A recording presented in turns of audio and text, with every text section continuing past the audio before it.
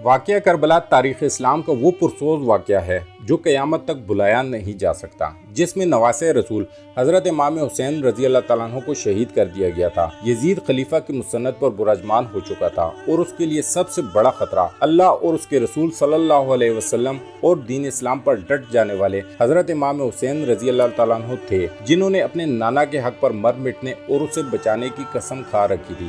یزید سمجھ رہا تھا کہ والد اور بھائی کی شہادت کے بعد حضرت امام حسین رضی اللہ تعالیٰ عنہ کمزور ہو چکے ہیں۔ اس نے سوچا اپنی طاقت کو مزید بڑھانے اور حکومت کو مکمل طور پر اپنے قابو میں کرنے کے لیے آپ رضی اللہ تعالیٰ عنہ کو راستے سے ہٹانا فائدہ مند ہوگا، لیکن اسے شاید معلوم نہیں تھا کہ سردار جنت کے لیے دنیاوی خلافت کوئی معنی نہیں رکھتی۔ کوفہ والوں کے سینکڑوں خطوط حضرت امام حسین رضی اللہ تعالیٰ عنہ کو موصول ہوئے، جن میں یزید اور ان کے علاقہ کاروں کے مظالم بیان کیے جاتے تھے اور دین اسلام کو درپیش خطرات سے آگاہ کیا جاتا تھا۔ ایک اطلاع کو یہ بھی ملی کہ شراب نوشی عام ہو چکی ہے۔ اپنے والد امیر المومنین حضرت علی رضی اللہ تعالیٰ عنہ کی جائے شہادت پر جانے اور اپنے لوگوں کی رہنمائی کے لیے آپ نے مدینہ سے کوفہ جانے کا فیصلہ کیا۔ چنانچہ 28 رجب سن 60 ہجری کو آپ اپنے 72 ساتھیوں کے ساتھ مدینہ سے کوفہ کی طرف روانہ ہوئے۔ براستہ مکہ حضرت امام حسین اپنے 18 اہل بیت اور 50 اصحاب کے ساتھ کربلا پہنچے۔ 8 ذوالحجہ کو آپ کو کوفہ والوں کی شکنی کا اندازہ اس وقت ہو چکا تھا جب آپ نے اپنے چچا زاد بھائی مسلم بن عقیل کی شہادت کی خبر سنی، لیکن آپ نے اپنا سفر جاری رکھا۔ شاید آپ اپنے نانا حضرت محمد صلی اللہ علیہ وآلہ وسلم کی اس پیشن گوئی کا انتظار کر رہے تھے جس کا ذکر حضرت محمد صلی اللہ علیہ وآلہ وسلم نے اپنی زوجہ ام المومنین حضرت ام سلمہ سے کیا تھا۔ بخاری شریف کی روایت کے مطابق آپ نے ام سلمہ کو مٹی دی اور کہا تھا، یہ کربلا کی مٹی ہے، جب یہ سرخ ہو جائے تو سمجھ لینا میرے جگر کا گوشہ اور میرے گھر کا پھول حسین ابن علی شہید کر دیا گیا ہے۔ حضرت امام حسین اپنے اہل بیت کے ہمراہ 2 محرم الحرام سن 61 ہجری کو کربلا پہنچے۔ بعض روایات میں آتا ہے کہ جب آپ کی سواری کربلا کے ریگستان میں پہنچی تو آپ کے گھوڑے پر ایک عجیب سی کیفیت طاری تھی جس سے وہ یہاں سے آپ کو لے کر دور بھاگنا چاہتا ہو۔ آپ نے پوچھا یہ کون سا مقام ہے تو معلوم ہوا یہ سرزمین کربلا ہے۔ آپ نے ارشاد فرمایا قافلوں کو یہاں روک دیا جائے، ہم یہیں پر قیام کریں گے۔ اصحاب نے آپ کے حکم کی تعمیل کی اور کربلا کے بنجر ریگستان میں خیمے لگا دیے۔ آپ نے آسمان کی طرف دیکھ کر اللہ سے دعا کی، اے اللہ میرے نانا کی دین کی حفاظت فرما اور اسے زندہ اور آباد رکھ۔ آپ کو اطلاع مل چکی تھی کہ آپ کے چچا زاد بھائی حضرت مسلم بن عقیل، جن کو آپ نے اپنا سفیر بنا کر کوفہ بھیجا تھا کہ وہاں کے حالات معلوم کر کے آپ کو خبر دے، ان کو انتہائی بے دردی کے ساتھ شہید کر دیا گیا ہے۔ کوفہ کے لوگ جو آپ کو بار بار خطوط بھیج رہے تھے، وہ کوفہ کے گورنر ابن زیاد کے خوف یا لالچ سے حضرت مسلم بن عقیل کو تنہا چھوڑ چکے تھے اور وہ کوفہ کی گلیوں سے بالکل ناواقف تھے۔ ابن زیاد کے ایک سپہ سالار نے ان کو امان کا وعدہ دے کر گرفتار کیا اور بعد میں انہیں کوفہ کی محل کی چھت سے دھکا دے کر شہید کر دیا۔ اپنے چچا زاد بھائی کی شہادت کا صدمہ اور کوفہ والوں کی بے وفائی کا افسوس آپ کو آگے بڑھنے پر مجبور کر رہا تھا اور مقصد اتنا بڑا تھا کہ آپ پیچھے ہٹ نہیں سکتے تھے۔ حضرت امام حسین رضی اللہ تعالیٰ عنہ کو کوفہ سے سینکڑوں خطوط موصول ہوئے۔ ان کے جواب میں آپ نے مسلمین عقیل کے ہاتھ جو خط بھیجا اس کے الفاظ کچھ یوں تھے۔ آپ نے فرمایا، میں اپنے خاندان کے سب سے بااعتماد چچا زاد بھائی کو آپ کی طرف بھیج رہا ہوں تاکہ وہ مجھے آپ لوگوں کے حالات سے آگاہ کرے۔ اگر اس نے مجھے یہ خبر دی کہ آپ لوگ وہی ہو جنہوں نے مجھے خطوط لکھے تو میں آپ کے ہاں آؤں گا۔ امام صرف وہ ہے جو کتاب خدا پر عمل پیرا ہو، عدل قائم کرے، دین حق پر یقین رکھتا ہو اور اپنے آپ کو خدا کے لیے وقف کر دے۔ لیکن افسوس، سفیر حضرت امام حسین رضی اللہ تعالیٰ عنہ حضرت مسلم بن عقیل کو شہید کر دیا گیا۔ خیمے لگ چکے تھے اور ترتیب کچھ یوں تھی کہ سب سے آگے پہلا خیمہ حضرت عباس کا تھا۔ حضرت عباس کا نام آتے ہی جو الفاظ ذہن میں آتے ہیں وہ ہیں وفا، سچائی، بہادری اور حق پر ڈٹ جانا۔ یہ ایسے شہید ہیں جو غازی کہلاتے ہیں۔ حضرت عباس حضرت علی رضی اللہ تعالیٰ عنہ کی دوسری بیوی ام البنین سے ہیں۔ حضرت عباس علمدار کربلا کے میدان میں حضرت امام حسین کے فوج کے علمدار تھے۔ یزیدی فوج 3 محرم الحرام کو امام کی فوج کے راستے میں پڑاؤ ڈال چکی تھی، حالات کشیدگی کی طرف جا رہے تھے۔ حضرت امام حسین نے اپنے اصحاب اور اہل بیت کو اکٹھا کیا۔ آپ نے فرمایا، میں آپ سب لوگوں سے اپنی بیت اٹھاتا ہوں، آپ آزاد ہیں، جانا چاہیں تو جا سکتے ہیں۔ سب نے کہا، ہم آپ پر جان نثار کریں گے، اپنے خون کے آخری قطرے تک دین حق کے لیے لڑیں گے۔ یزید کی بیعت کا مطلب تھا کہ اس کے تمام اقدامات کی توثیق جس کا دین اسلام متحمل نہیں ہو سکتا، لہٰذا آپ کے پاس 2 راستے تھے، یا واپس چلے جائیں یا حق پر رہتے ہوئے جنگ لڑیں۔ لیکن معلوم ہوا کہ واپسی کا راستہ یزیدی فوج بند کر چکی ہے۔ اب صرف جنگ تھی یا یزید کے ہاتھ پر بیعت۔ ابن زید قاضی کوفہ سے حضرت امام حسین کو باغی کہلوا کر قتل کا فتویٰ لے چکا تھا اور اس نے مزید فوج کربلا روانہ کر دی تھی تاکہ یزید کی خوشنودی حاصل کر سکے۔ روایات کے مطابق حضرت امام حسین کے 72 افراد کے مقابلے میں ابن زیاد نے 4 محرم سن 61 ہجری کو بہت بڑی فوج کا لشکر لے کر کوفہ سے روانہ ہو گیا۔ حضرت امام حسین کے ساتھ یزیدی فوج کے مذاکرات جاری تھے۔ 7 محرم الحرام کو یزیدی فوج نے طاقت کے نشے میں مست ہو کر حضرت امام حسین کو پیغام بھیجا، آپ اپنے خیمے پانی کے قریب سے اٹھا لیں، اور راستے میں یزیدی فوج کو بٹھا دیا گیا۔ امام نے پانی بند کرنے کا یہ ظلم اس لیے برداشت کر لیا کہ کہیں بعد میں لوگ یہ نہ کہیں کہ حضرت امام حسین اور یزیدی فوج میں تنازع پانی کا تھا اور جس پر لڑائی ہوئی۔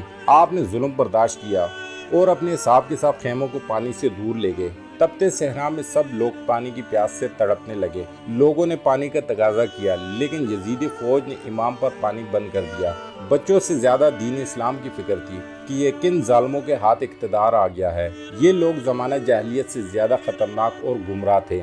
امام کسی صورت بھی یزید کے ہاتھ پر بیعت کرنے کے لیے تیار نہ تھے۔ امام نے فرمایا، ہمارا راستہ چھوڑ دو، ہم کوفہ یا کہیں اور چلے جاتے ہیں۔ لیکن یزیدی فوج کسی بدقسمت جانور کی طرح طاقت کے نشے میں چور تھی۔ اس کے سربراہ نے کہا، 2 ہی راستے ہیں، آپ یا تو بیعت کر لیں یا جنگ کے لیے تیار ہو جائیں۔ 9 محرم الحرام کو شیمر یزید کے ساتھ کربلا کے میدان میں داخل ہوا۔ بعض روایت کے مطابق 9 محرم الحرام کو یزید کی فوج میں مزید جنگجو شامل کر دیے گئے تھے جو حضرت امام حسین کی فوج کے 72 جانثاروں سے جنگ کرنے کربلا میں آئے تھے۔ شمر نے آتے ہی اپنی عیاری اور مکاری کا استعمال کرنا چاہا اور اس نے حضرت عباس اور ان کے بھائیوں کے نام امان نامہ بھجوایا کہ آپ لوگ اس تلائی سے الگ ہو جائیے، آپ کو امان ہے۔ شمر نے کہا، آپ کی والدہ میرے قبیلے سے ہے اور اس رشتے سے میں آپ کا ماموں لگتا ہوں، لہٰذا آپ کو آپ کے بھائیوں سمیت امان دیتا ہوں، آپ جہاں جانا چاہیں چلے جائیے۔ حضرت عباس، جن کا نام ہی وفا کا پیکر تھا، وہ کہاں ایسی باتوں میں آ کر اپنے بھائی کو چھوڑنے والے تھے۔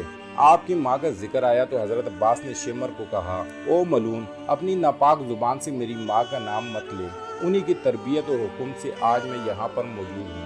9 محرم الحرام کی رات حضرت امام حسین کو یقین ہو گیا کہ یزیدی فوج آپ کا خون بہانے کے در پر تھے۔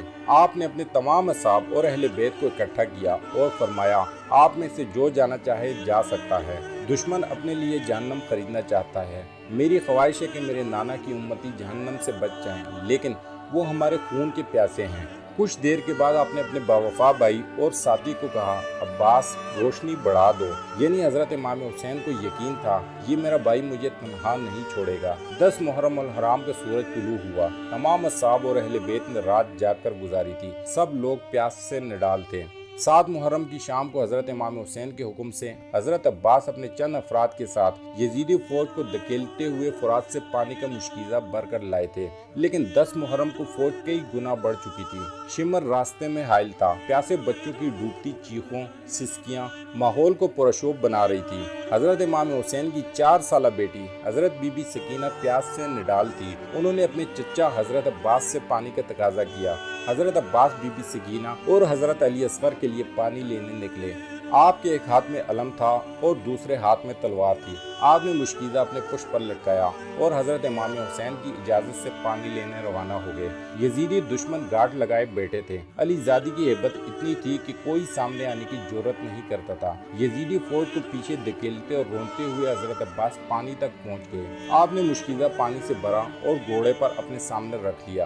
حضرت عباس تیزی سے خیموں کی طرف گھوڑا دوڑا رہے تھے کہ کسی تیر انداز نے ایک تیر مشکیزے پر مارا، پانی ضائع ہونے لگا۔ آپ نے اپنے مولا کا علم نیچے نہیں کیا۔ اپنی جان کی پرواہ کیے بغیر آپ نے تلوار والا ہاتھ مشکیزے کے پانی کو ضائع ہونے سے بچانے کے لیے استعمال کیا اور پرچم بلند رکھا۔ تلوار ہاتھ میں نہ ہونے کا فائدہ اٹھاتے ہوئے ایک یزیدی سپاہی نے جو درخت کی اوڑ میں چھپا ہوا تھا، تلوار سے ایک زوردار وار کیا اور جس ہاتھ میں علم تھا وہ بازو شہید کر دیا۔ حضرت عباس نے درد کی شدت کے باوجود علم دوسرے ہاتھ میں تھام لیا۔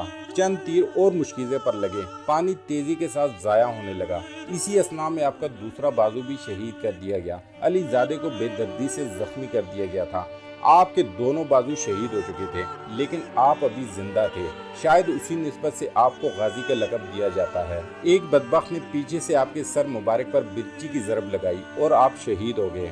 ایک ایک کر کے تمام جانثار آپ پر جان قربان کر رہے تھے۔ حضرت امام حسین ان ظالموں کو آخر تک یہی ترغیب دیتے رہے کہ اے ظالموں، کیوں اپنے لیے جہنم خریدتے ہو؟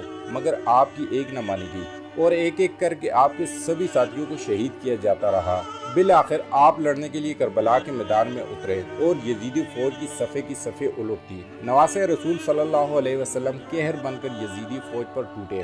10 محرم الحرام عصر کی نماز کا وقت ہوا۔